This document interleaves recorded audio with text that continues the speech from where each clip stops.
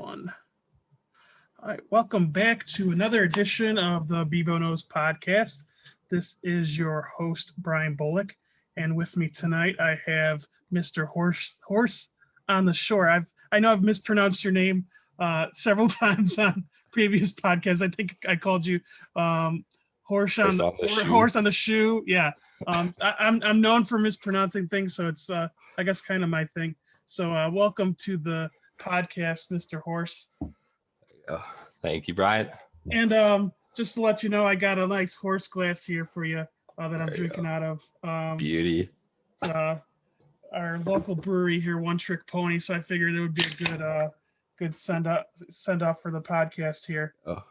So I got some beer actually from John Nissan from Twitter here that I'm going to be enjoying during this. So welcome to the podcast. And since you're a first time guest, I like to let people get to know you from a gambling perspective. Some people might not know who you are, what you do, things like that. So if you the drill as far as, memorable betting moments, what got you into betting, what you like to bet, anything that you feel like would be a good icebreaker for, getting for us to get to know you a little bit.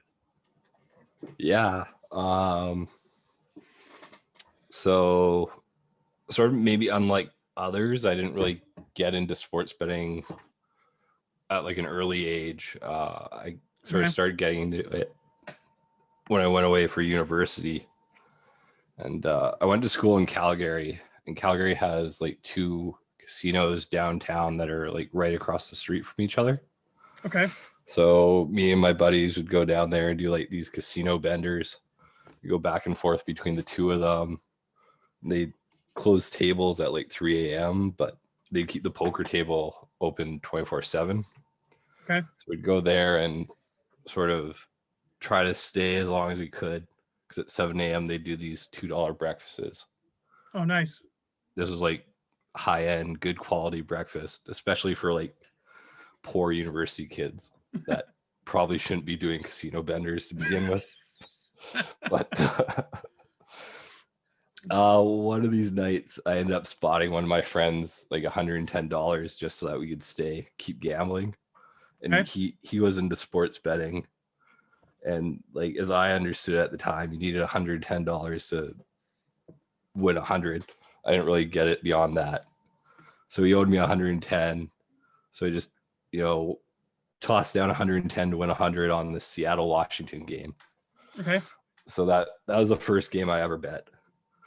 Seattle ended up covering 9.5. Okay. That sort of started everything. And then sort of went degen after that, and started betting on hockey and soccer. And then it wasn't really until later on that I really got into figuring out what was going on and modeling stuff. And sort of started with NHL and NFL. Ended up getting like good data on like weird shit like Belgian soccer. Okay. So started modeling that and betting on that. And then eventually last couple of years got into eSports stuff. Okay. Overwatch, CSGO, and that's been the legacy ever since, I guess. Okay. Yeah, and that's gonna be a thing that we talk about here. So so university, that would be like in Canada, that's like high school, right? Basically.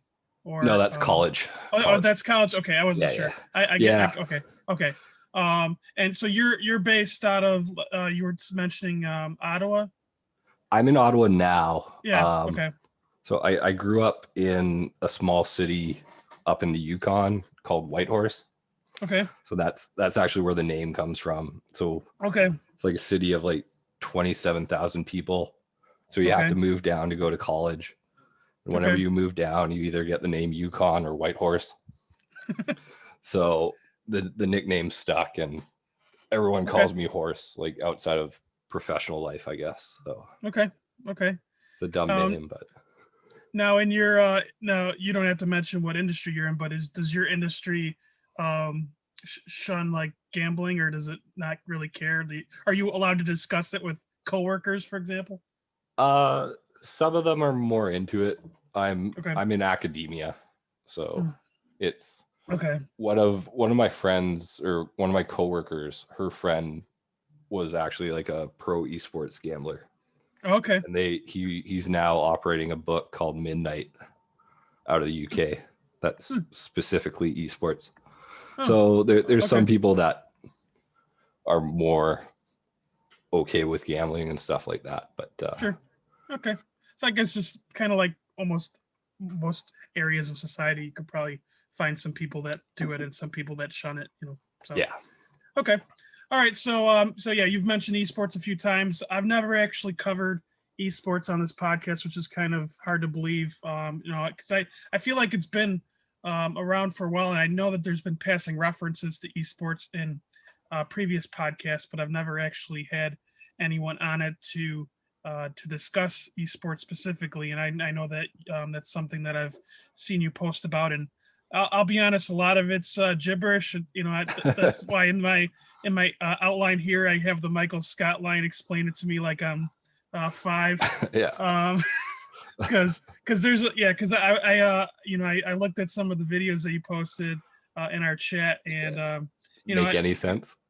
I mean, I think if I understood the statistics a little more, it might help. But like, is that something that that you were able to catch on to pretty quickly, or did you have to have people get you into esports? CSGO, I think, was fairly intuitive. I think Overwatch, it took me, they used to play Thursday, Friday, Saturday, Sunday. So it took me like the entire first week to have any idea of actually what was going on. So it is fairly confusing. But I think as more people sort of start playing the games and watching it, it sort of comes together a bit more. I mean, it'd be like putting like a 12-year-old who's never watched football in front of, a Bills Chargers game and being like, tell me what's going on. You're not really going to really grasp what's going to happen. You understand that like get ball down the field is good, but like, what's the strategy behind it and things like that? What are the rules? Yeah. So as far as so someone like me who's never seen esports or even bet on them, I've seen them offered at books. Give a brief introduction of your background, either of esports themselves and or how you got to where you are in terms of your knowledge of them. Yeah. So esports is, I mean, it's just competitive video games. It's played at like a high level. Okay. There's like 4 major games, maybe 3. So it's League of Legends, Dota 2, Counter-Strike Global Offensive or CSGO. And the 4th is Overwatch, which isn't quite on the same level, but they're sort of like the big 3. And those 3 have been around for at least a decade now. CSGO was an expansion of Half-Life, which came out in, I think, 99. Okay. And then League of Legends and Dota 2 were based off Warcraft 3, which was like a 2003 game, I think. Okay. And Overwatch is like 4 or 5 years old now. But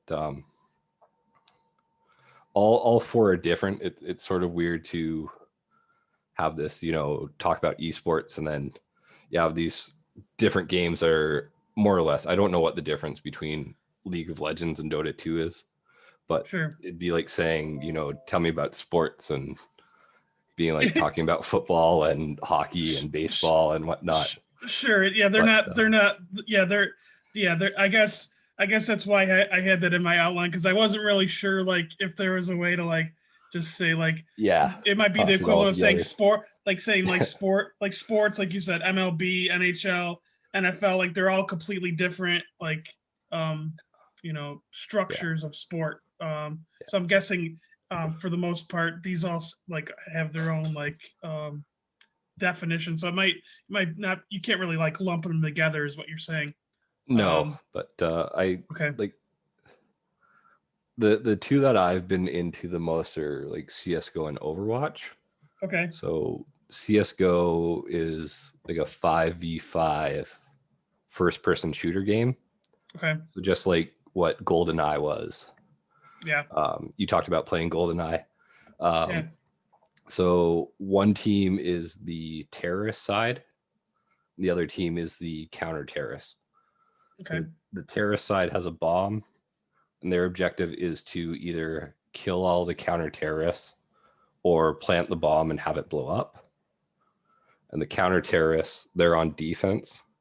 Okay. So their objective is to either kill all the terrorists, defuse a planted bomb, or just prevent the bomb from being planted altogether within the minute and 50 seconds. Okay. So that's one round. Now they play 15 rounds, and then the two teams switch sides. Okay. I was trying to figure out, when I was watching that, I guess I kind of lost track of like the offense versus defense. Like I saw that there was like a best of 30 rounds situation. Yeah. But I wasn't sure like I guess that makes sense like why there was like a break at the 15-minute mark of that video. Yeah. Or I'm sorry, 15th round of that video, because they had like the quote unquote halftime interviews during that period. So I should have known. Like I didn't really pick up on that, but that's good to know. I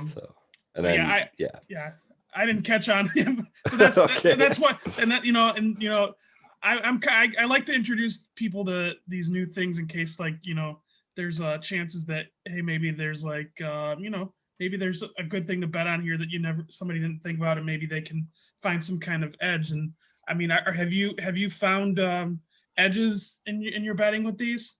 Oh yeah. There's sort of different stuff around it. A lot of it you have stuff either in play lines have, in my opinion, fairly weak at the moment. Okay. You have stuff because it's a best of 3 where they play 3 maps. Yeah. You have, if the favorite loses the first map, then their line will jump up high to win the second map because it's now this dumb must win scenario. Yeah. So you get stuff like that. All around, there is an edge, and there will probably always be an edge at some level. Lines aren't perfect. Sure. Markets aren't perfect. GameStop is worth like $500 right now. It's all stupid. I was gonna try to find a way to fit that in, but I know even less about that than I do about esports. So I'm not even gonna. I come off dumb talking about some of these things. I couldn't imagine how dumb I would sound trying to talk about that. But even I have no idea what's going on with that. It's just stupid. I don't know. That's the world. Yeah. And then there's always like arbitrage situations too. There's like a surprising amount of like books that are out there that cater to esports,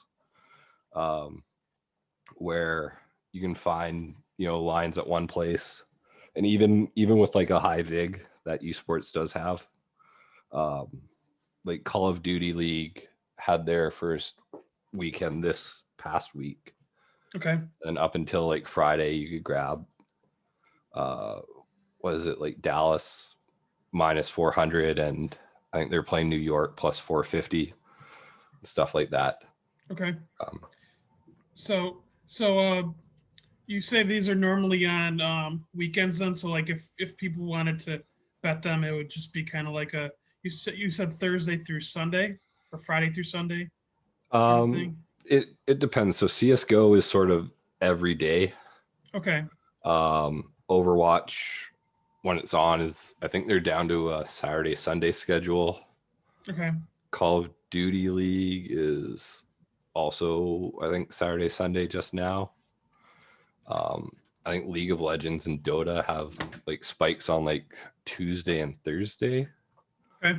And stuff like that. But it's a weird time if there's not a CSGO match on. Yeah. Now, have you? I think I saw something in your timeline because I was trying to scope some questions to ask you about it, and I think you were kind of expecting a bigger boom on esports after after this COVID stuff hit. Has that kind of played out like you thought it would?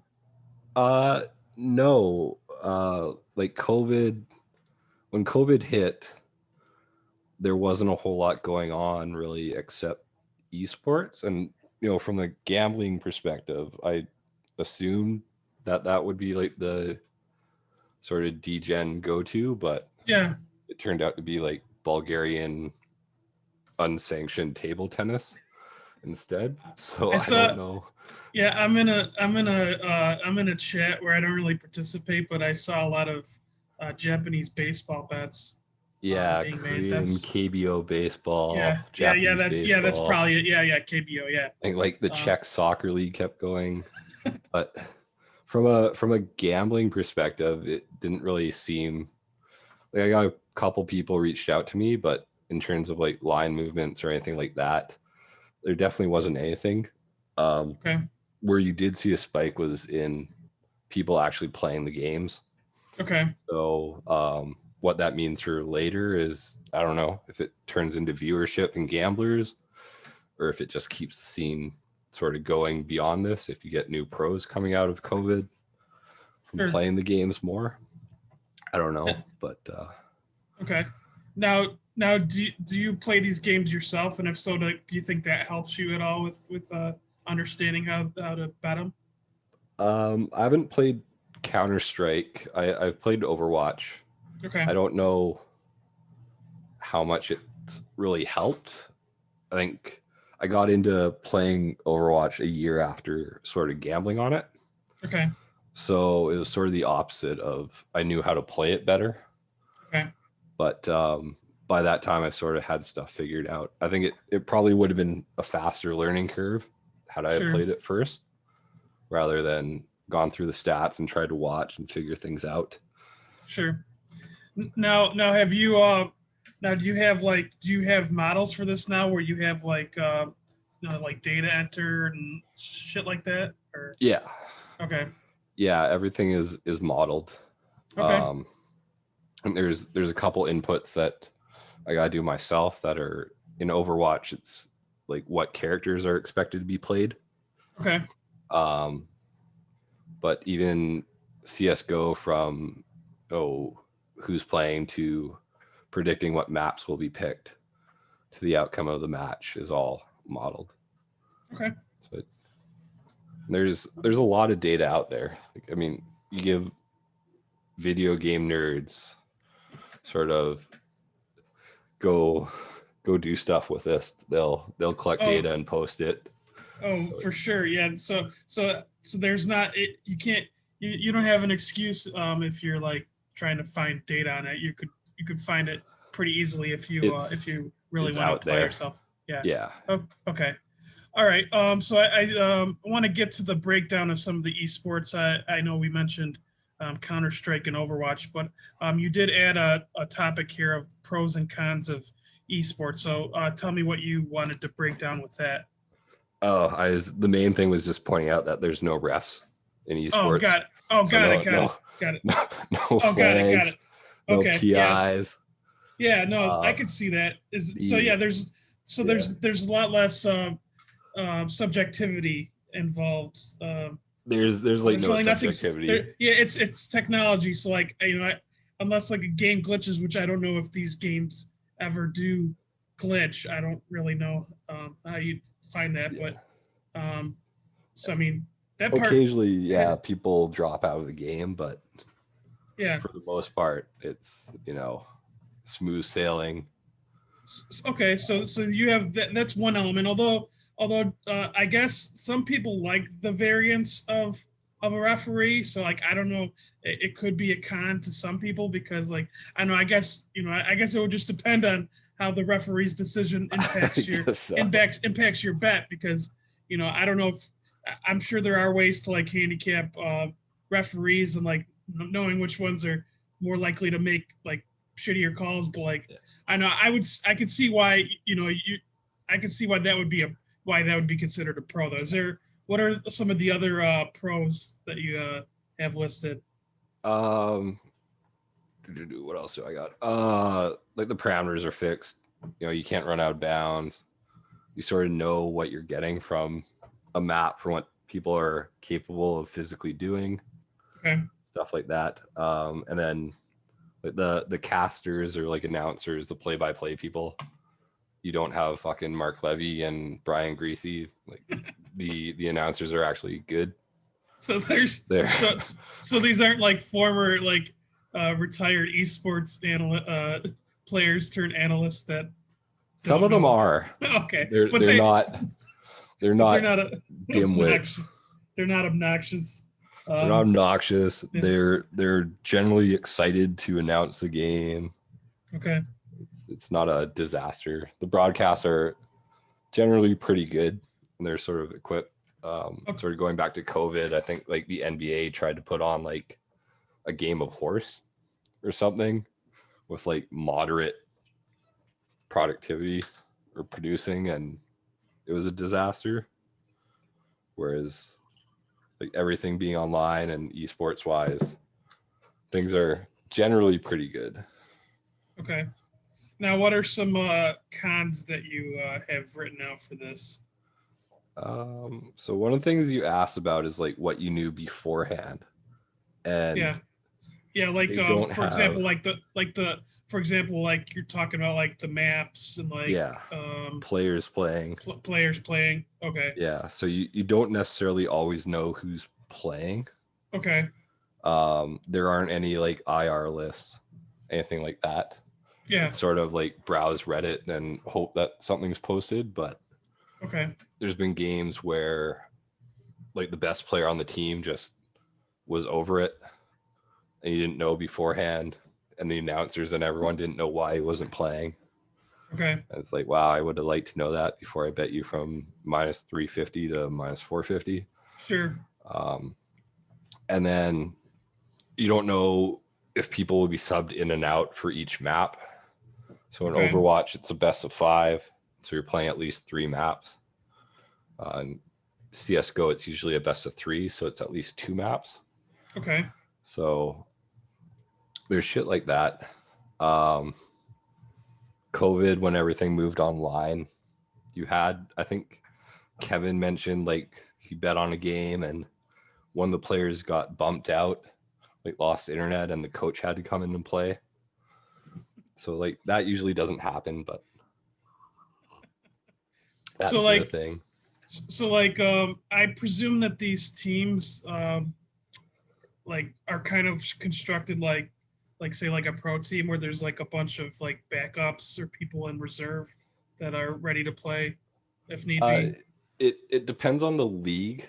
I think Overwatch teams used to have like 10 or 12 guy rosters and you only field 6. Okay.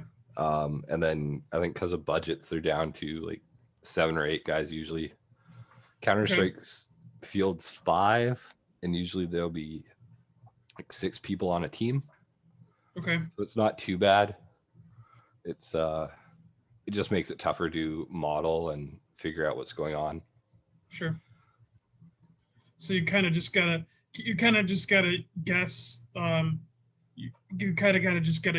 the projected rosters a lot of times. Yeah, I mean, after a while, you sort of figure it out. Stuff like start of the season and shit like that, you don't know. Yeah. And then Overwatch as well. I mentioned like having to input what characters are going to be played.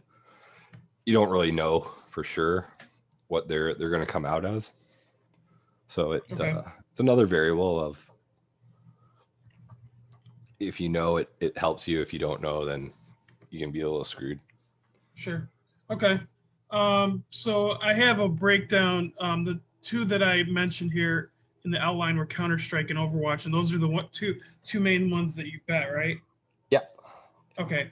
So the first one that I viewed, and I think it was the one that I was referencing earlier, the one with the 30 rounds, the Counter-Strike, or it's CGSO, as I think you referenced. That one's the one that's the best of 5 with best of 3. Or sorry, that's the best of 3. Okay, that's maybe best of 3, yeah. Okay, my mistake. Usually best of 3. Sometimes it's different, but yeah. Okay. Okay, so so if you could get into like a little bit of that game and like your approach to it. Yeah. So I think I tried to explain it a little earlier. That's the one with the terrorist side and the counter Oh, terrorist side. right. Okay. As approach to gambling on it, you sort of find stuff like going through the data. There's things like kills are important, but limiting deaths are more important. Okay. Factors like that. And there's a reason for that. So in the game, if you stay alive, you get to keep the gun that you had. And then at the start of each round, you have to rebuy guns. So Okay. if you died, then you have to spend money to get a new gun. And then it can sort of turn into a snowball that if you don't have enough money, you have to buy like a pistol. Okay. But if you have a lot of money, you can buy like a machine gun. Okay. So there's factors like that are important. The other main thing that's really important is the maps that are chosen. Okay.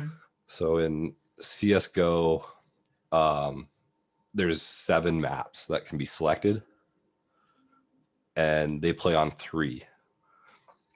Okay. So the maps that are chosen through this veto system where Team A will veto a map, then Team B will veto a map. Then Team A will pick a map, and Team B will pick a map. Okay. Then Team A will veto, Team B will veto, and you're left with 1 map left over. Okay. So those maps that they choose are quite important to sort of how the probability plays out. Okay. Usually you sort of know what's going to happen. You can have a good guess at what maps they'll choose. There's teams like Furia will always veto a map called Dust 2, and Cloud9 always vetoes a map like Train, stuff like that. Okay. So yeah, so I guess in that scenario then like teams that know that they might not be good on certain maps can automatically give themselves that kind of edge, I guess. I don't know if that's the right word, where where they know they won't have to play on that in any of the possible 3 rounds. Yeah, exactly. Okay. What happens is when you get 2 teams playing each other that are both very good at the same map, and then you're sort of stuck trying to figure out what team will actually choose that map. Okay. And what team ends up getting to pick their like second best map. Okay. So like that, like there's some kind of gamesmanship there, I'm guessing. Yeah, a little bit of game theory, gamesmanship. Yeah. From what I've seen of watching, everyone's bad at it. They just choose whatever map they want, and the second team gets the best map selection for them. Okay. And then that's when you see sort of large swings in win probability. Okay. And do you have time in that time frame to know like to input that information and like say, hey, I got like a 50-cent edge here, or like, anything like that? Yeah, so I print out probabilities for every map. Okay. So once the map selection's done, you usually have like 5 or 6 minutes before the window closes and it opens into the aid and play lines. Okay. So that the 5 minutes of can be like chaotic and crazy, depending on what maps are picked. But usually, yeah, in that 5-minute window, you figure out, oh shit, they fucked up and decided to play, I don't know, Train instead of Dust 2, and now, their probability of winning dropped from 38% to 32% and shit like that. Okay. Okay. And so was there anything else to add to the Counter-Strike before you go into the same stuff about Overwatch? Yeah, I think let's say if you're looking for Counter-Strike stuff, you can go to hltv.org. Okay. make sure I throw that in. So all these games are usually streamed as well. So if you're looking for a stream to watch, you can find one on there. Okay, I just pulled it up here. So that's not one of the ones that's on Twitch. I was going to mention Twitch. I don't know which. So all these games on here will have a link to the Twitch room. Okay. That the game is being played in. Got it. Okay. Okay. All right. Do you so now Overwatch, or did you have anything else to add to Counter-Strike? I don't think so. I think okay. Yeah. So I guess what I was mentioning with Counter-Strike, like how you I guess the main question would be like how you approach it, I guess.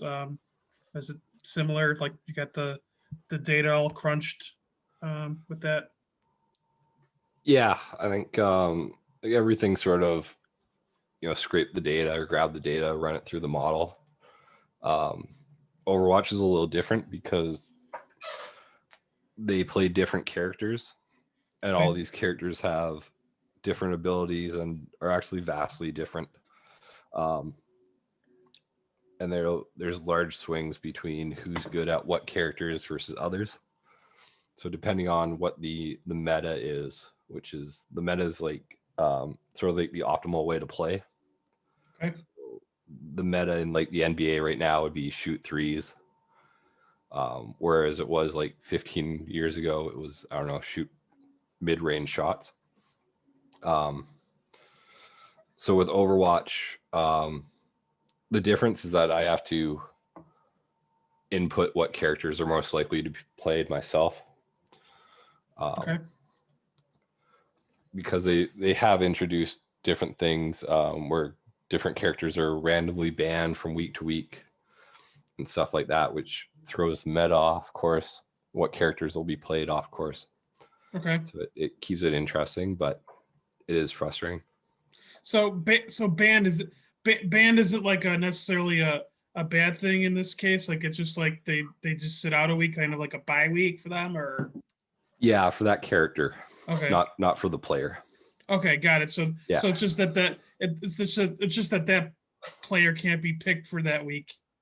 The character. So the character, there's like The player can guy pick with two somebody shotguns else. Or sniper lady. Got it. Okay. Can't be picked. Yeah. So got it. Okay. It keeps things fresh, but makes it chaotic as well. There's times where certain metas, certain characters are more important, and that's when you can see a lot more value in the lines. Okay. As the books don't quite accelerate to them. Okay. All right. Let's see here. So we covered that. Was there anything else you wanted to touch on Overwatch before we get into the other questions here about it? Before we Yeah. I don't know how to properly explain Overwatch. So that because that was the one in our I don't chat know if where you you tried said watching it. it was a little like, for me it was it was a little much, like I try to understand some of these things, and if it could lose my attention like really quick if I don't understand. Like it helps me to understand something, I think, before I watch it. So like it might if I watch it after listening to this, or maybe reading a little bit more about it, I feel like I would have understood it a little bit more, and maybe that's on me. I should have probably researched it a little more, and I that doesn't make me look very good as a host, I guess. But like I think I'm gonna try to see if I can learn a little bit more about it. But yeah, it seemed like for some, I guess that would be my advice too, is like if you're scoping this out, try to research some of this before you actually start betting at it. I mean, I guess there are degens that are going to just do it anyways, bet on it, and don't really care if they have an edge or not. They just want action. But I mean, truthfully, that's how I got started betting on esports. So I mean, if you're just throwing around like lunch money, I don't think it's not going to hurt you. But if you really want to get serious about it, I guess it's just like anything else, where it helps to understand what you're betting on. And I guess that's probably why I have never bet on it, even though like I've seen it offered. So like for people who want to start dabbling in it, is there is there a recommended way like that you would say to do it, like starting with certain books, or like like I don't know, I don't know, like if there's like prop bets, or like I don't even know like if there's like certain maybe like side markets to these that like maybe that people might be better off like dabbling in, or like at least in your opinion, like how would you recommend like people approach it if it's something that they're looking to bet? I mean, like anything, I think you mentioned it, but like try to figure out what's actually going on. Yeah. Like watch a game first. As for, I don't know, for like sides and totals and stuff like that, you're probably just best taking whatever has the least amount of vig. You just want to bet on it, throw money down. But a lot of the betting is sort of just like traditional sports, where you have sort of money line, spread, total, and then some prop bets. Okay. But I don't really have, too much sort of help of getting into it if you're completely new to it. If you're a data person, there is a lot of data out there that you can go and dig around for. Sure. Even like the Overwatch League places a lot of their data out there, and it's actually good quality data. Now that was a question I just thought of. Now, I'm sure you're going to have your share of data like any other sport, where it's like it's not important data in terms of analyzing the sport from a betting perspective. So like, I'm guessing, is that still something you're trying to figure out, like which like numbers matter, or have you gotten have you gotten a pretty good handle on it? I think I have a good handle on it now. I think it changes obviously between games, and then because Overwatch is more of a sort of mess. Okay. You see stuff between different stuff matters between different positions. If somebody's a tank or a damage dealer, or if they're a healer, then different variables matter more. Okay. And then even between which characters they play, values in how much damage they do for some characters is more important, versus how long it takes for them to get their big attack, their ultimate. Okay. Matters. Okay. So it is a bit of a mess, and it takes some time to play around with. CSGO, without getting too far into it, the most sort of basic stat that I have that matters the most is players that limit deaths are okay. You're higher, you're better players. Okay. Okay. All right. So as far as books that you use, like what are some that like you use that you might recommend for it, or say the ones that have the most generous limits, or maybe in the case of people who are just starting with it, which ones have the least amount of vig? Because I guess in that case, you're kind of expecting a newbie to probably lose, so maybe they'll lose.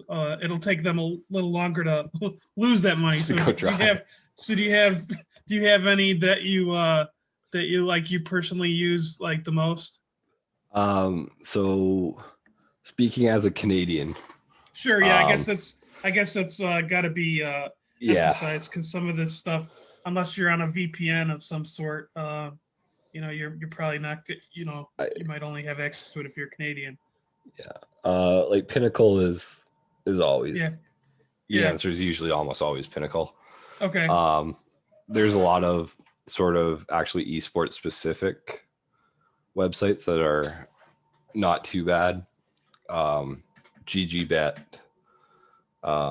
actually does a decent job with limits, and their odds aren't grossly terrible. Okay. those are probably the two main ones. Bet365 has a lot of options for in plays. Betway isn't terrible, Okay. but they're kind of garbage odds. Other than that, what else do I have? Will Hill sucks. There's a site called Cool Bet, which is not great, but it's another out. Sure. So I'm guessing you've seen. I'm guessing you're starting to see these pop up a little more on more books. Yeah, I think it's always been there if you have Euro facing books. Okay. Like I think like Pinnacle's come out and said that every year their highest handle has actually been eSports. And I think it's been the same with like Bet365 and stuff like that. Whereas versus the American books that you guys might have down there, I think they're starting to pop up more and more. I know because of COVID, actual books in Vegas started accepting esports lines. I don't know what they took other than sort of top tier Counter-Strike. Okay. But they at least got it approved. Okay. So as far as it's going to go, I think you're going to start seeing it more and more. But from a Canadian side, they've always sort of been there.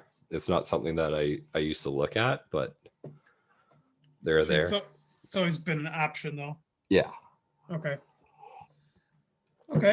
Well, let's see what else. So yeah, I guess you addressed the market part there. So I guess that kind of wraps up that section. Unless there's anything else you want to touch. Unless there's anything else you want to bring up before we go into the next. Yeah, I'll just topic. Point out sort of limits that I went and dug up. Okay. For like CSGO top tier, you're looking like $5,000, $10,000 limits at Pinnacle. Okay. And then lower tier, you're like 1,500, 2,000. Okay. And then Overwatch is like 1,000 on, or 1,500 on game day and stuff like that. Got it. Okay. So like for people, so I'm guessing that probably means that is there much more known about Counter-Strike? Like I'm guessing if they're accepting bigger limits, they probably have more people, lining these. Yeah, so I'm not sure what it's like for League of Legends and Dota 2. Those two have been around for a long time as well. Okay. But CSGO or Counter-Strike or whatever you want to call it has been around for a while. And it's also like if you watch a Counter-Strike stream, what they do is they play individual tournaments throughout the year. They don't have a league, really. Okay. And all these tournaments are just sponsored by betting companies to the point that like I'm pretty sure the entire tournaments exist just so that people have something to bet on. But sure. Kind of like bowl games. Yeah, like CS Summit that's on right now is sponsored by Betway. Okay. There's Blast Premier, which ended on the weekend, which I think was sponsored by GGBet. Pinnacle sponsors one called Flashpoint. Midnight sponsors one called 9 to 5. So like all of these are like CSGO is heavily ingrained with betting. Okay. More so than I think any of the other esports for sure. Okay. So I don't know if that really has a major effect or if it's just been around long enough. And at the highest level, you have higher paying contracts and people aren't going to throw matches for money. Sure. Now, do you get those? Do you get those obnoxious ads like we do with DraftKings? Like, bet 5 win 125 if you bet on this team to win the match, like in the first, like win like in a clean slate or clean sweep or any. Do you get any stupid commercials like that, like we do with DraftKings or FanDuel? I have not watched cable in. Okay. I did watch some actually during the Christmas break. Okay. And even though, as sports betting is supposed to be, I guess, illegal in Canada, like single game sports betting. Yeah. There's still every second commercial was for Bodog Sure. or forget what the other one was, but there's 2 sports books that were every second commercial was for them. Okay. Which I don't know how they get away with in Canada because technically, I guess it's like a gray rule where you're not supposed to be betting. Now, with Canada, is it kind of like here, like with like reservations are you're allowed to do it at like reservation areas or anything like that, or? I think so. I think like Sports Interaction, which Anonymous Gambler, I believe, was at. They were on a reservation outside of Montreal. Okay. But I think other people get around it by the rule that they're taking the bet outside of Canada, and therefore you're not actually betting in Canada. Got it. Okay. And then on top of that, I think we're just getting single game sports betting legally passed at now. Like there's a bill at Parliament that's going to get passed, and then we'll have Will Hill books and bullshit odds everywhere. And we just wonderful. Pray that everything else doesn't get shut down. Okay. Yeah, that's the worry. I think a lot of people here were, maybe not initially excited about like the legalization, but I think just like with almost other markets that are new to people, like you're gonna get a lot of charlatans that are like gonna prey on these terrible bettors, people that they're just that they know are gonna like leak money to them. Yeah. So, like, I think one of the best, even though being a gambling podcast, it hurts to say this, but like most people shouldn't bet. So, like, it really sucks to say that, but if you're looking to do this just for fun, like whatever, just dab a little bit. But like, if you're really looking to like make money on this, like you're probably not going to. So you're probably just better off like betting with friends. Like I feel like my best odds are with friends, like betting like $100 on a game without vig or something like that. So as long as they pay. Yeah, we have a standing tab or something like that. But yeah, okay. So let's go into NHL because I know that's being a Canadian. I think your birthright. I think you guys are born on ice. Yeah, you gotta talk about. So that, and that's like another sport. Like I live in Chicago, and we had our little run here. I'm not a huge Hawks fan though. I think I ended up betting against them much more than I did for them in their runs because I guess a lot of the fans that are around here I just find so obnoxious. So I felt I got joy out of like betting them against them, but it didn't work out too well quite often in the past 10 years. I think I had a preseason bet I think on Tampa the year that they lost to the Hawks. Was it Tampa? Yeah, I think it was Tampa. They lost in 6 games or something like that. I think one of the years. But I did have the Kings the one year where they beat the Rangers and they had to go through Chicago. Yeah, that was fun. That was one of the few times. So my knowledge of hockey is limited to like the few times where I've ended up somehow betting against the Blackhawks and usually not doing well with that, but I figured we would touch base on it a little bit. So I know I had this kind of similar topics with Kevin, who was on the podcast for NBA, and I think that's kind of how I got you to go on the podcast because I had Kevin on so many times. Yeah, I can let Kevin come on so many times without coming on.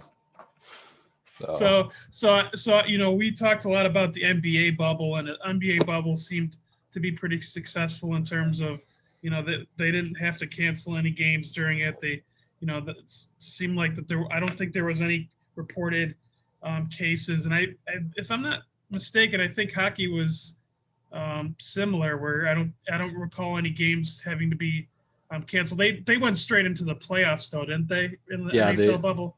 they jumped right in, and there's 2 bubbles. They did like an intro round, so they brought I think 24 teams up, and then 12 teams in each bubble, and then they cut that down to 8 teams for each side, which is your normal sort of NHL playoffs. Yeah. But yeah, I mean, it went well. It was summertime in Canada. So. Yeah, that was weird. I went on vacation in August, the family vacation, and I remember on our last day we were going. We stopped somewhere, and watching hockey in August was just like like I had to double check my phone calendar to make sure it was August, because it felt weird. I mean, it was obviously this whole freaking past 10 months has been weird, but yeah. So like, did you, from a betting perspective, were you able to adjust fairly well to like the the odds and ends of like whatever changes NHL had to make? Like I don't, like so for example, like lack of home ice. Like I feel like home field or home ice probably isn't as important as it is in other sports. Like based on how I gather, certain. I feel like the best teams are more likely to lose at home in hockey than they are, like say in NFL. But like, did you have to make many adjustments to your NHL modeling when you incorporated the bubble into it? So I sort of actually got off betting sort of sides and totals for hockey, and sort of moved on to like player props now. So as for like stuff like home field advantage and that, it hasn't been, it was never like a major issue for me. I don't know. I mean, obviously home ice was sort of cut down, but hockey and how it's treated, you get some advantages with like line change if you're the home team. So you get to send your guys out second, so you can match lines if you want, and if that's actually effective in how the game's played, still don't really know. But bubble wise,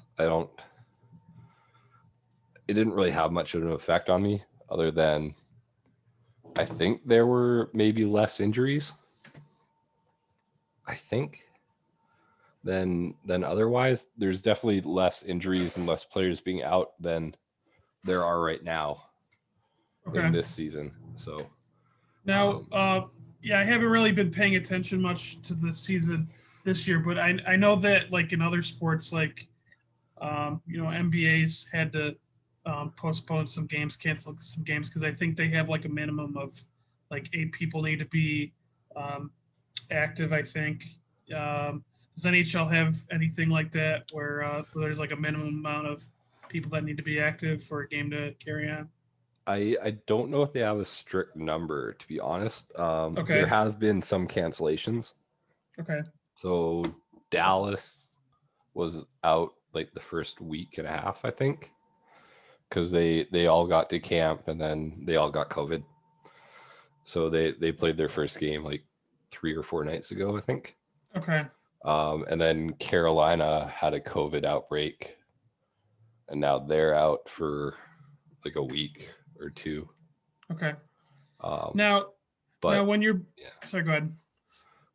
So hockey's set up different, where I think the NBA is just playing league wide, so you still have sort of interconference where East plays West, but hockey's gone with 4 sort of bubbles where you only play within your division. So that'll be like your schedule for the entire year, or if they only, I know that I think NBA only released like half the schedule. Is that kind of the same with NHL, or are you only playing your whole bubble? That's like all you're playing the whole year. They're doing a 56 game bubble. But like it's essentially because there's 7 teams in Canada.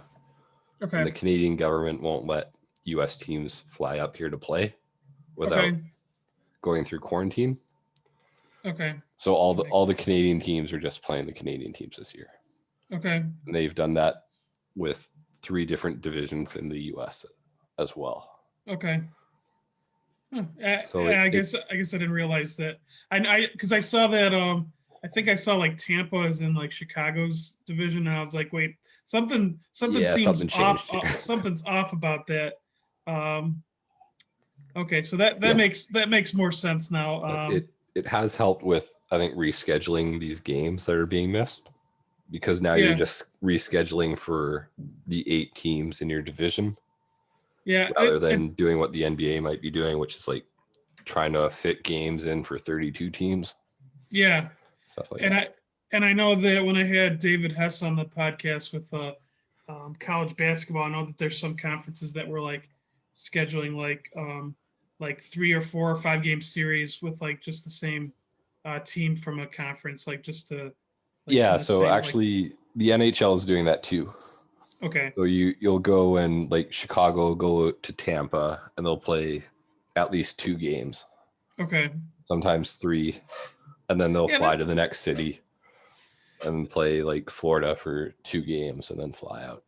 Yeah, that seems efficient. Like in terms of, I mean, if you're insisting on playing, which obviously these sports are, I make have money, already yeah. they've already decided that that's what they're gonna do, and so yeah, and I don't know how much you follow college hoops, but I'm intrigued to see how March Madness is gonna play out this year in Indianapolis, because I think they're trying to fit everything in the like an Are they doing Indianapolis bubble. a single bubble for March Madness? I think so. I think everything's going to be played in Indianapolis, from my understanding. Uh, There's like a bunch of different gyms. Like I think like they're throwing in like Purdue, which is like an hour away. I think um, IU, I think isn't part of that. So like, yeah, it's intriguing to see how these teams or these leagues come up with that stuff. So like, do you think the NHL has handled this as well as they could have? Like, from your perspective, like, do you think that they've done um, better than you maybe thought they would, or? I mean, we're 8 games into the season, Yeah, so it's. so it's hard to tell. I think they've probably put it up the best way that they could. Okay. I mean, the benefit is that as the season progresses, the weather will get warmer and COVID numbers should go down. Yeah. So once playoffs starts and they're sort of getting out of this, it should be better. Yeah. Now, yeah. now with Canada, how's the vaccine distribution going on there? Like, are you guys having the same problems that we're having? Oh, with? we're doing worse than you guys are. Oh wow. Okay. I guess I haven't really paid attention to how the rest of the world is handling it. We're hashtag on pace to be done in, I think, 11 years. So wonderful. Yeah. Wonderful. So we'll see. Yeah. Well, I mean, it seems like a lot. I mean, it doesn't. I mean, it's obviously a worldwide problem, but I feel like we're kind of winning the gold medal overall in a number vaccines, in the numbers, like just overall numbers and everything, good and bad, I guess. Yeah. I've started seeing on my Facebook some of my like friends, parents, being able to get the vaccine finally. Like my wife signed us up for a few things, or at least she signed herself up, because I think she's in one of the categories where she might be able to get it early. But yeah, I don't know. We'll just wait and see what happens with that. But as far as the betting goes, like with you mentioned you do the player props. So do you find it with the unknowns of like whether a guy might be a late scratch? I guess it could happen anytime in terms of late scratches. But do you find it any more troubling, like with trying to like bet your player props with the virus going on? It's been awesome, to be honest. Okay. There hasn't been a whole lot of like COVID cases really pushing guys out. But there's a trade between Winnipeg and Columbus that just happened, and Winnipeg sent Patrick Laine, who's their top left wing player, down to Columbus. and then Columbus sent up their top centerman, but because of COVID, you have to go up and you have to quarantine for 2 weeks, right? So what's happened is that it's adjusted, and second line guys have moved up to first line, and books haven't adjusted. Stuff like shots and goals and assists and stuff like that. So there's been a lot of room actually on a couple guys that as they've shifted through the lineup, and it's been a thing in the past as well, but more prominent now with I'm noticing a lot more now with the movement, and just happy as well. So nice. So far so good. Well, no need to go any further than that, because for the one bookmaker that happens to, if there's a bookmaker that happens to listen to this, you don't really want to let them know like what you're doing there. But good for you. And that's the kind of thing I was kind of hoping to hear, like that people are able to find, like like you said, I there's inefficiencies everywhere, and because it's still humans making the initial lines. I'm sure they're plugging their numbers in or whatever they do, but there's still a human behind a lot of it, and there's certain aspects that I'm sure that you can't take into account everything. So it's good that you're able to take advantage of that, at least for now. So you're if I'm not mistaken, you're a Colorado Avalanche fan, is that right? I am, yes. Okay, so how did is that because they were in Quebec before is that why, like, actually kind of. My mom grew up in Montreal. So when I was really little, I played goal. And so because she grew up in Montreal, my favorite goalie was Patrick Waugh. Of course. So he got traded from Montreal to Colorado. I became a Colorado fan. It's just stuck since then. That's fair. Best team in the league. No, yeah, because I have, I became a San Francisco 49ers fan, even though I live in Chicago area, only because my dad never raised me on sports, and I grew up with liking Montana and Young, so that's kind of how I stuck with them. So I could kind of relate to that. You had to pick a team. You weren't forced into one. Yeah, and if the Niners ever get to a point where they upset me, then maybe I'll change fandoms. I feel like fandom should be you should be flexible with them. I know some people want to stick with being a fan for a team for life, but life is too short to be completely miserable. I don't know how people could be like a Jets fan, for example, in NFL. Like Seth always talks about the Jets, and I'm just like, I just wonder like how people could be fans of teams like that for so long. I guess there's just like just for that one moment when Cleveland Browns win a playoff game. I get it. Like, I guess I get it to some degree. Because if you're judging it based on titles in any sport, every team but one is going to have a miserable season. I don't know how, but that's not how you should look at things. But anyways, with the Avalanche, I saw that they won like one or two series last year, I think, but they, they got to the second round. And then just got injury bitten. They're playing their third string goalie for the last 3 games of the series, and so half the team went down, and so basically no shot at that point. I mean, they went to overtime in game 7. So they made it to a game 7 at least. They made it more agonizing when they lost for me. So but team's real strong this year, which hasn't been in the past. So well, there's some hope then. So was there anything else NHL wise that we I didn't really have much on the outline here for NHL. I was but I can, if there's anything that you wanted to add to NHL before we move on. I don't think so. I think I don't have too much to say about hockey. Okay. Okay, no problem. All right, so with football going on, I figured I would throw that in there. I actually, for the purposes of the podcast, I had done a poll here, and I'm going to pull up the results of it because one of the ones that one of the things I wanted to discuss because it's just so frustrating watching the end of games and watching teams like make certain decisions or like I don't know, just there's just so many things I think are so inefficient with decision making. But yet, like I don't know, like there was like some models that said like the Packers were okay to kick a field goal there.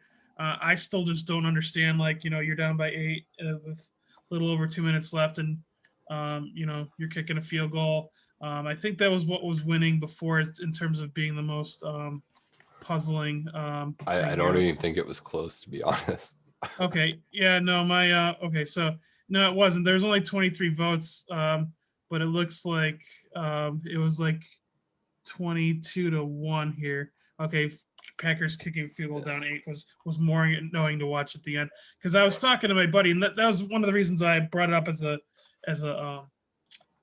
question because it seemed like my buddy was more irritated with the fact that that they called a penalty on that last drive, but I don't think it should have even come down to that. Is like why I thought the easy choice there was kicking a field goal there. Now like I think, it was an easy choice because the penalty was an actual penalty.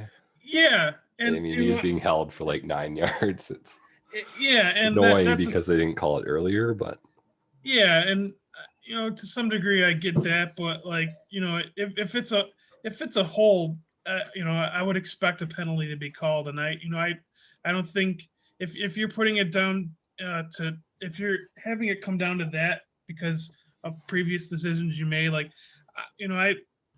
I don't and like it was a real penalty too, like you said, so it wasn't like if it was like a phantom pass interference call that didn't get called or one that did that shouldn't have been, like that's like a totally different story, and I would even with the decision to kick a field goal, you might be able to put that ahead of that dumb decision. But when you can't do basic math, when you still need a touchdown to win the game, and you're 8 yards away from it, I know that the odds are. I think the odds. I think somebody said, or I came across maybe like it was like 20 or 25% chance to score a touchdown from the 8, like on 4th down. Yeah. I don't know. I don't know the exact percentage, but like I feel like when you're down by that many points, and you got one of the best quarterbacks in the league, probably the MVP. You go for it. Yeah. So like, I don't know. I'm trying to. They should have gone for it, but I don't think it was as egregious as the initially think of like a team down 8. Okay. Mainly because they had the time before the 2-minute warning. So they had 4 timeouts rather than just their 3. Yeah.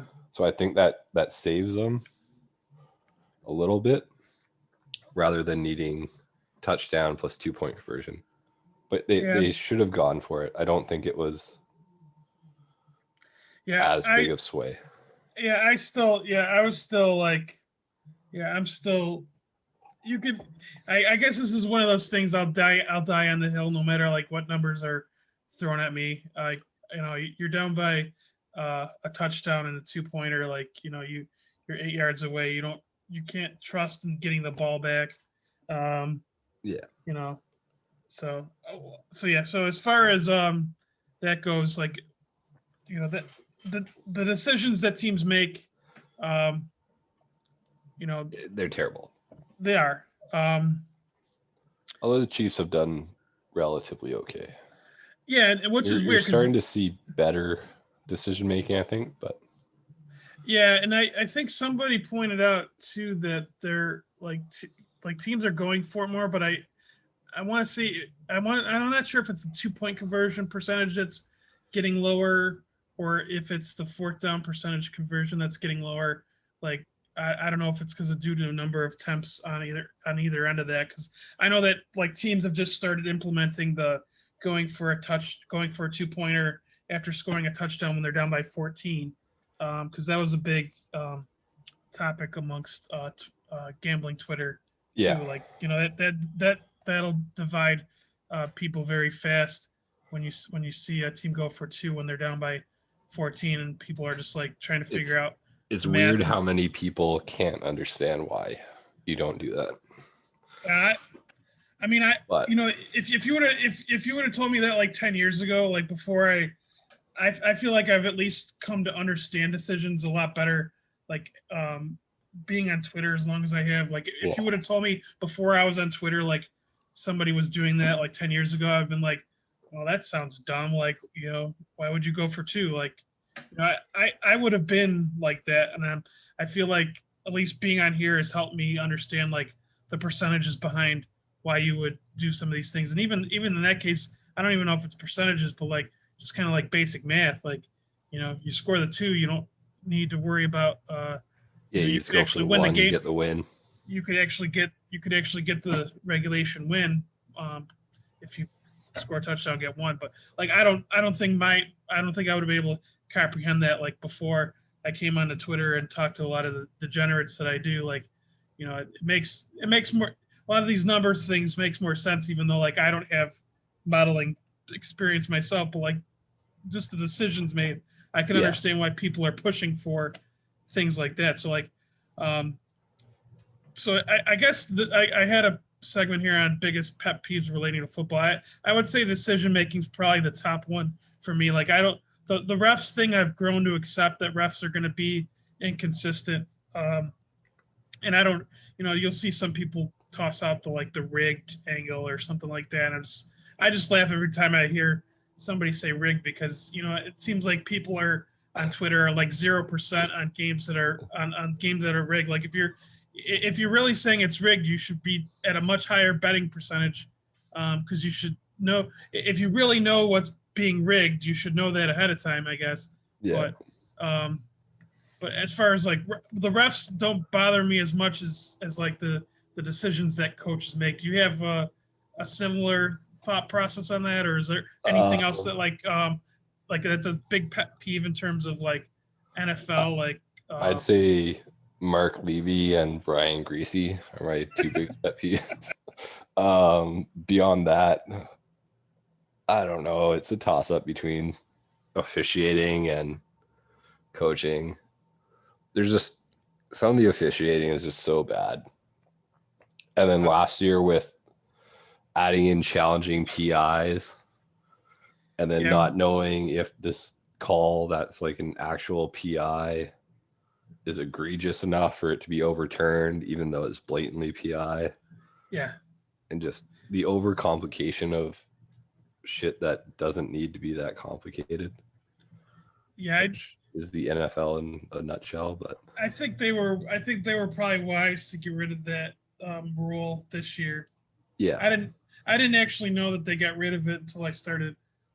It might have been like the first Monday night game where I saw a pass interference, and I was like, you know, they didn't challenge it. And I was like, and I was talking to my buddy. He's like, oh yeah, they overturned that rule. I was like, oh, okay, well, that's probably a good thing, because like you know some of these are true judgment calls, and you know, as much as it sucks to be on the wrong side of those sometimes, I guess you just either you take the good with the bad, or you just don't bet it. Like, you know, I don't know what else to it say is about it is a CFL rule. Is it? And it's almost always, I think, changed to PI if it's challenged. Okay. So the CFL, I don't think, has the same requirement of random egregiousness, but okay, but the NFL did. But now, like, do you watch a lot of CFL? Like, are there a lot of? Okay, I was gonna ask if there was a lot of the same problems in CFL, like the ones that you know, like you know, optimal decision making, referees, things like that. Probably, yeah. Yeah, I mean, I would guess so, but I don't know if Canadians are more likely to. We're not that much smarter than you guys. Okay. I mean, it's probably just about as big of a mess, but Okay. They do allow, I think, more challenges of penalties than Okay. the NFL does. So Which I know can be a slippery slope. yeah. So okay.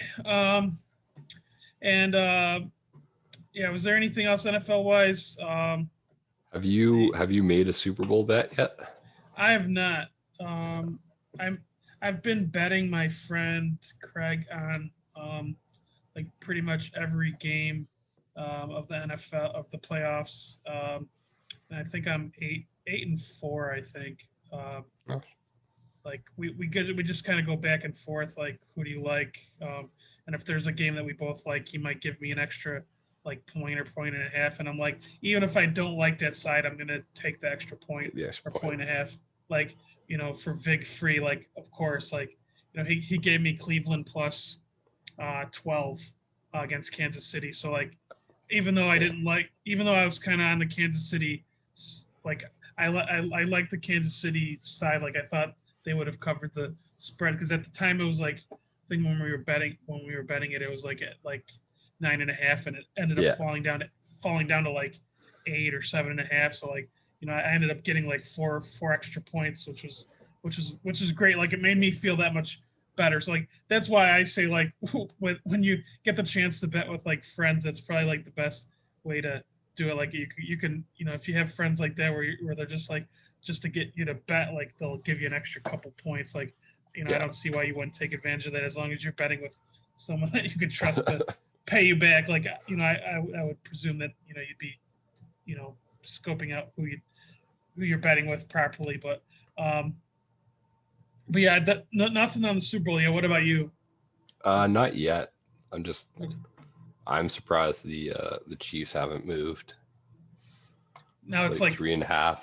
It's like 3 or 3.5 or 3 with heavy juice or 3.5. I guess might be depending on where you bet. Yeah. But yeah, I was a little surprised it was that high, but I guess I came across a tweet like late Sunday night about that, and somebody was surprised about that line being so high. Like Kansas City was only like -3 against Buffalo or -3.5, and that they're basically the same against Tampa at Tampa's stadium. And I was thinking that a lot of that might have had to do with the unknowns of Mahomes' injury. Yeah. He obviously put that to rest. On Looked okay Sunday. on Sunday. So I'm guessing that might be part of it. Like if he would have gotten injured in this game, you might see like it might still be a little lower. You might be like 1 or 1.5, but like we already Mahomes looked pretty damn good. So like I I don't know. I haven't decided yet. I usually end up doing I create like 15 different props where I'll bet with a bunch of people. Like we'll go back and forth on like what prop we like the most. So like one of them's like, will there be a 1-yard touchdown scored?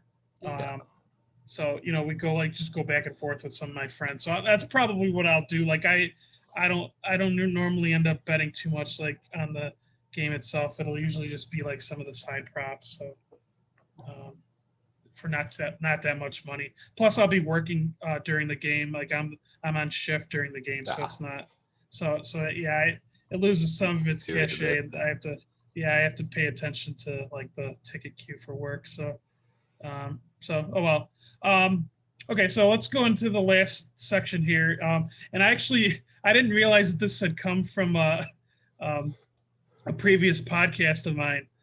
But the whole Grooven being Ghost account. you being one of Grooven Ghosts. It didn't dawn on me until I started writing the outline that somebody had mentioned that, and you had mentioned who it was. And I was like, oh yeah, I forgot that was on a podcast, but you guys like really ran with it. So like I was trying to find the origins of it, and then you mentioned that it was on one of my old podcasts, and I was like, oh, okay. So yeah, you don't need to address those rumors, unfortunately. But as far as not.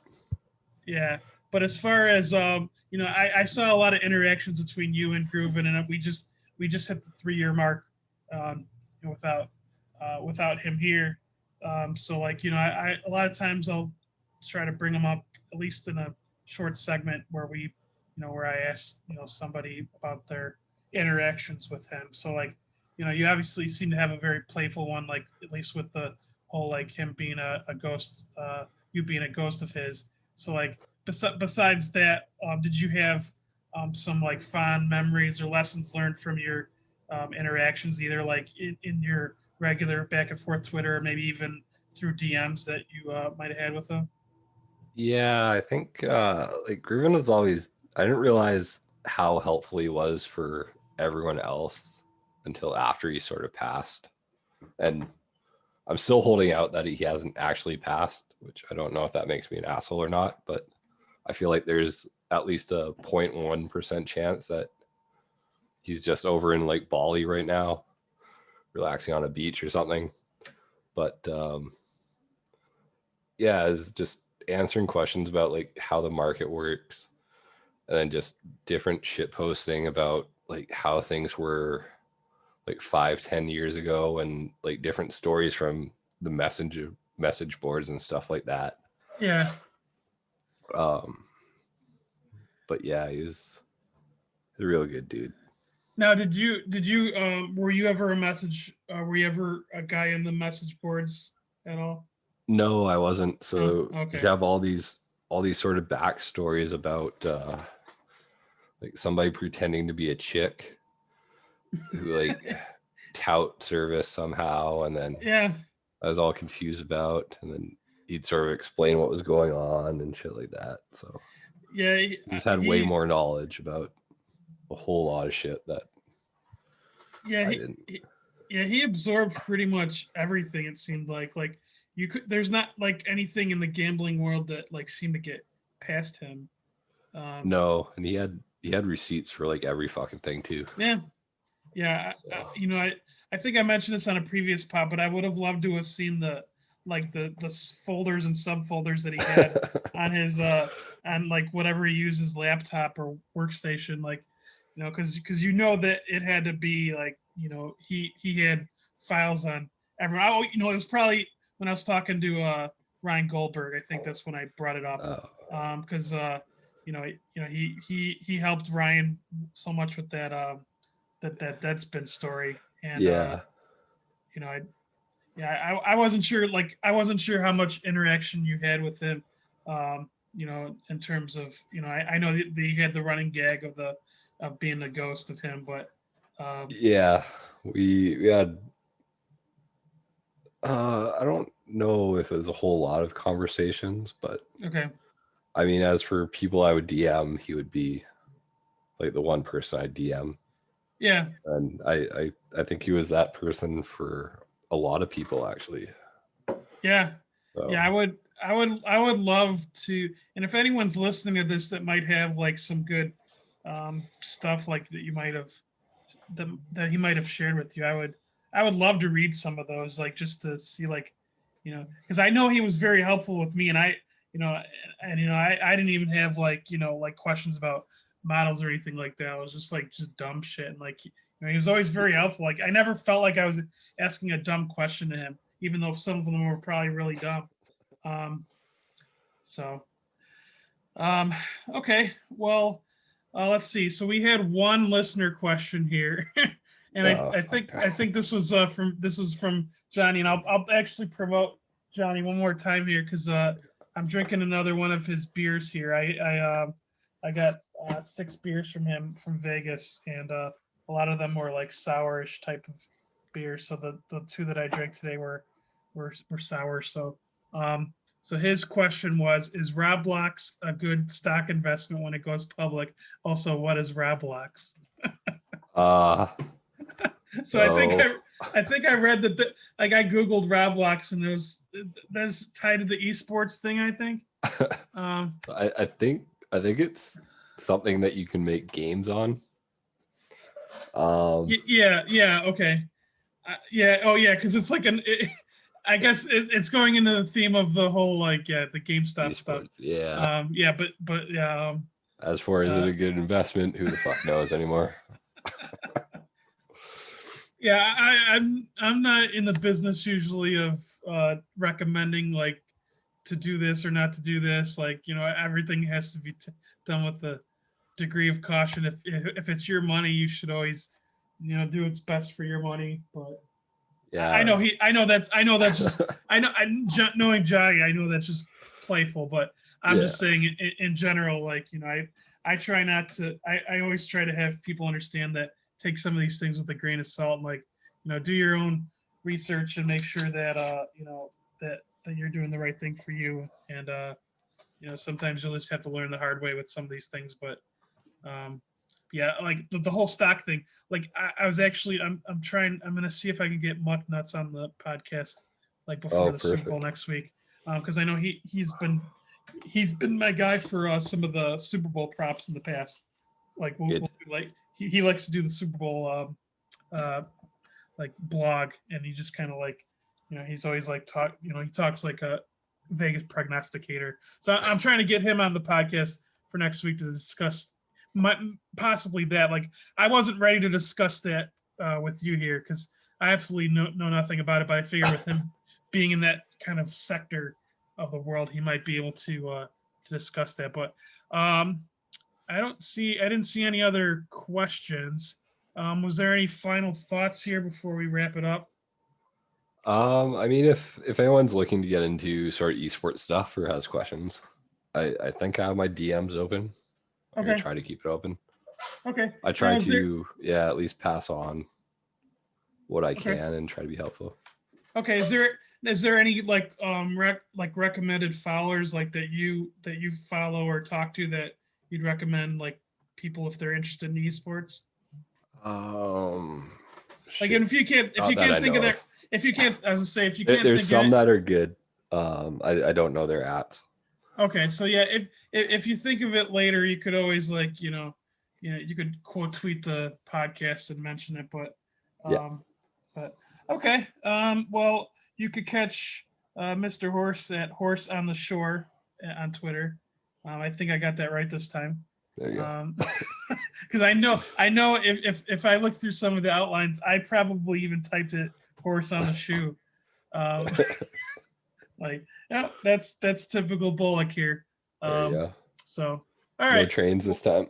No, I'm sorry. I could add some in sound effect wise, but yeah, I'm like a mile away from the nearest train. Although my job now is in trains, so like I guess like that's just life kind of comes full circle. So yeah, maybe one of these days I could do it next to the metro, but yeah, but thanks for joining, Horse.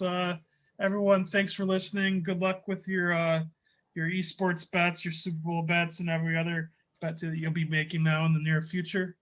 And and once again, thanks for joining. And everyone, I'll talk to you soon.